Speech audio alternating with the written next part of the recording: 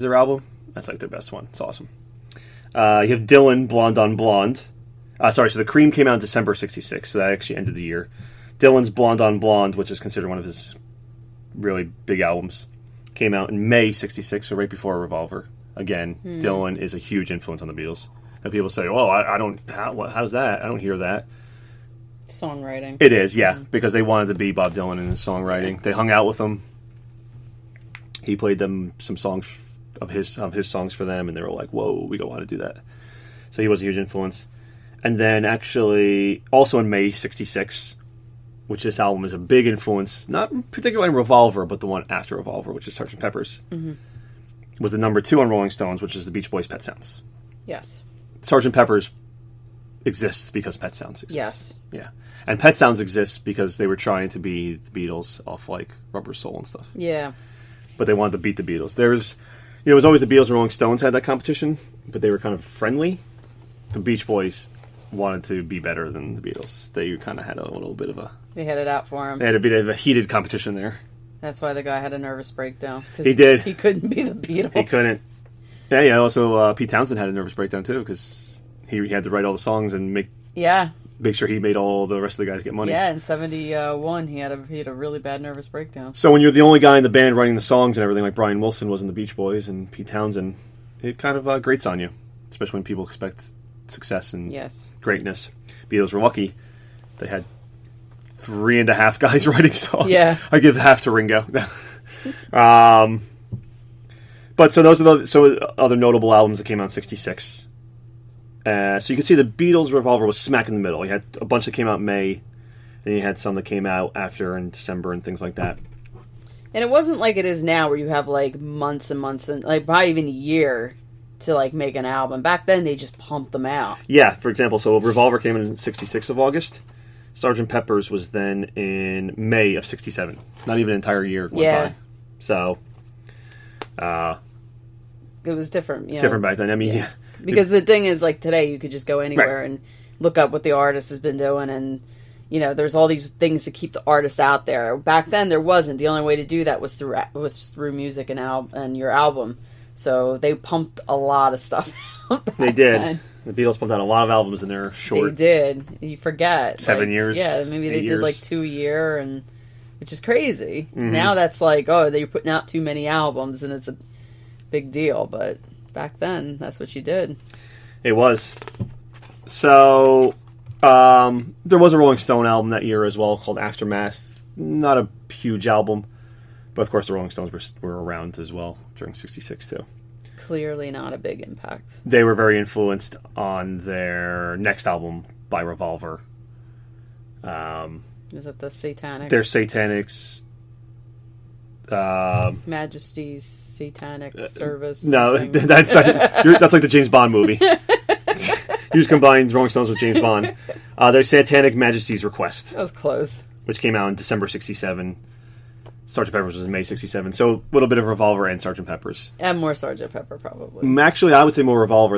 Yeah. I'm going to get into it, but I think the last song on the album is really the key influence for that Rolling Stones album, which people pan. But I think it's great. I think it's an awesome album, and I think people should listen to it. Yeah, because I've only listened to one song on there, I think, so I'll have to go back and listen to it. Well, you know the song 2000 Man? Ace Frehley does it. Oh, God. Well, it's a really good song. It's a great song. And he actually does a good job on it, but I do like it's off that album. Anyway, so... I'll have to check it out. So let's get into it. So the first song we have is Taxman. See, we can't get the music because there's no way. No, because I don't want to get sued. So. There's no way in heck you can get the Beatles rights for like anything. Right. You can get the publishing, but I have to pay a lot of money for that, so that's not happening. Yeah, I don't feel like getting sued. So you're just going to have to listen to the album yourself after. Yep. Or hear my little renditions of it. Yep. Which are right on point. Sounds exactly like the song. So Taxman, I was kind of talking about where they started writing songs more about current situations as opposed to just like, I love you, you love me kind of thing. Mm-hmm. Taxman was written by George Harrison, so he gets the first song on the album, which is interesting. And it's about how he hated the tax system in England and that they were taking all his money and he was really mad about it. That's what they do. So he mentions the name like Mr. Heath and Mr. Wilson. That was the prime minister, and then one like the head of the tax office or whatever. So he was calling them out by name, saying like, don't take all my money. Which is why the Rolling Stones defected to France. Yes, and a lot of people moved, and a lot of the English acts lived over here in New York or something and stuff too. Yeah. Which is sad to know our taxes are cheaper. Yeah. That was a big issue for George Harrison for like pretty much his whole life. I always heard him complaining about taxes and money. It's silly. So George Harrison doesn't get usually too many songs. He's got 3 on this album, actually, which is quite a lot for him. Since before that, he maybe had 1. I think it's got some interesting guitar by Harrison. He's got guitar in this song that he kind of would use for the rest of his career. That George Harrison guitar. Yeah. You can definitely hear it on this. What I've never really heard it beforehand. So he's definitely started developing his sound. Mm-hmm. Yeah, in this one. It's got great harmony. It's funny, with the Beatles, you hear new things all the time. I actually heard this for the first time today. I never even heard this before. There's actually cowbell in the song. Oh, yeah? There is. There's cowbell. It's very faint, but I heard it today. Oh, man. I'll have to listen to that again. So the Beatles started cowbell. So all you 80s hair metal bands and everything, you're welcome. And Beatles 70s. said more cowbell. You're welcome. Yep. Beatles were like, you want more cowbell? Here it is. We created it. So I just love the sarcasm in this song. I think this is like one of my... from this one, this is my favorite George Harrison song, just from this album. I mean, there's obviously other ones that are better, but this is like... He's just like, so tongue-in-cheek, and I think this like shows his personality, because before that, it's just been the Lennon-McCartney show. And they get through George a bone here and there, and I think it was more like he's just kind of like trying to fit in. But I like this because it brings out his personality a lot. He definitely got his most recognition on this album to this point so far. Interesting you say that, because I actually don't think it is one of George's best. I am not a big fan, never been a fan of this song. Really? Yeah, I mean, I like the tongue-in-cheek George, which that's classic George Harrison. He was always tongue-in-cheek, that's why he was so into Monty Python and all that. But I love his personality and everything, but song-wise, not one of my favorites now. I actually don't think it's his best one on this album, even. Interesting. Mm-hmm. Oh, man, it's going to be interesting, guys. Yeah, when you're a married couple, you can't agree on everything. Nope. Life would be boring then. Yes. Yeah. How will we have these discussions? Anything else you have about Taxman you want to throw in there? No. Okay. I'm going to tax your feet. Yeah. It's such a good song. It's such a I song. mean, I love it. I do like it still. It's just not as much as on this, the other as stuff another on the song. album. Yeah. Interesting. So now we move to probably considered one of the best Beatles songs ever by a lot of people. Yeah. Probably considered one of the best songs, period, by a lot of people, too. We move into Eleanor Rigby. Mm-hmm. Now, this is really the first song where the Beatles really used heavy orchestra. Yeah, that's all it is. It is all it is, which is interesting. Very different from that time. Actually, not really that different. Buddy Holly actually was using orchestra in his songs right before he died. So he probably would have... He was like a genius and way ahead of his time. And Paul McCartney was a big Buddy Holly fan. I'm sure that's where he got it from. Yeah. Of course, George Martin I was gonna say originally started out as a classical producer as well, so he helped definitely with the orchestra and definitely perfected the sound. But what a great song.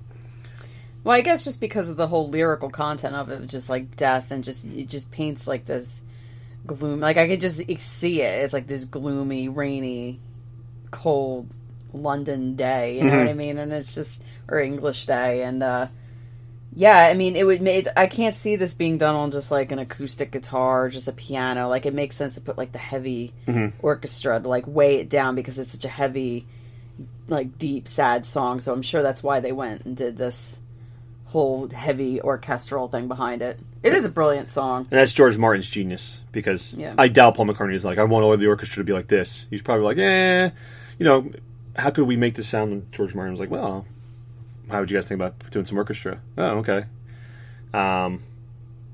The song's an interesting transition from Taxman to this. You go from like heavy guitars, and then this George Harrison guitar, now to just full on string orchestra. Yeah. Super interesting transition, in my opinion.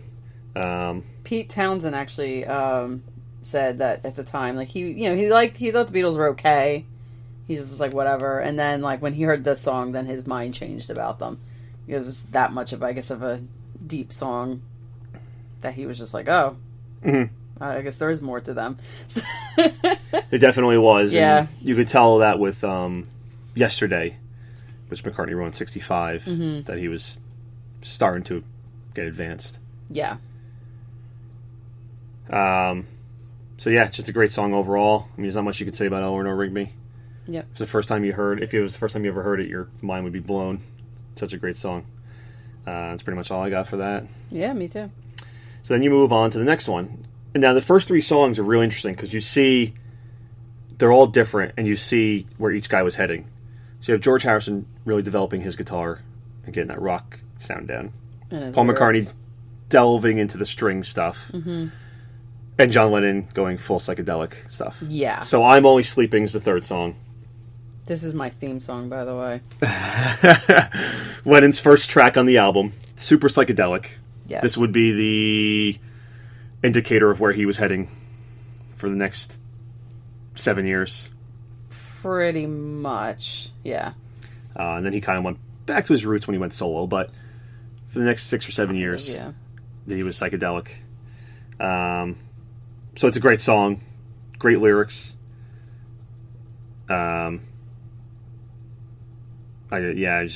It's Lennon at his finest, in my opinion. My favorite is because this reminds me of New York. Every day I'm in there, it's like everyone's just like crazy and running around and trying to get from A to B in like the fastest possible way. And I usually kind of mosey along a little bit because it's just like, why? I'm going to get on the bus eventually. There's no need. And I love the lines where he says, what's it? Everybody seems to think I'm lazy. I don't mind. I think they're crazy. Running everywhere at such a speed till they find there's no need. And it's so true. Even like people driving around like crazy people. Where are you going? Mm-hmm. You're going to get into an accident. then what? That's what he was thinking of. He's like, he looked at people and he's like, you know what? You're going to get into an accident. That is. But he's right. It's just like, why? What's the need to be racing around like that? And then he made the sequel song to this. So I can't remember the title off the top of my head right now because, of course, I'm trying to remember it. About how he's always awake. Off the White Album. Oh, the one I'm So Tired? Yes. Oh, yeah. It's like the sequel song to this. I figured. Where he's like, now his brain's like racing and so he can't get to bed. Like this one, he's only sleeping, he's being lazy. And now the other one, he's typed up, and that was like the sequel song to it. Yeah. It was interesting. It was always interesting. Again, it's another one of my favorites. That's a great one, too. Another theme song of mine. Great line there. Sir Walter Raleigh, such a stupid git. Mm-hmm. Of course, Sir Walter Raleigh was the guy who created cigarettes. So he's hating on him because he created cigarettes, and now John Lennon can't stop smoking these cigarettes. Yeah. So it's just great self-awareness by John Lennon, which he always seemed to have. He's a genius. He knew his faults and stuff like that, but he kind of didn't change, though. But no. Well, at least he was able to write songs about it. He did, to an extent.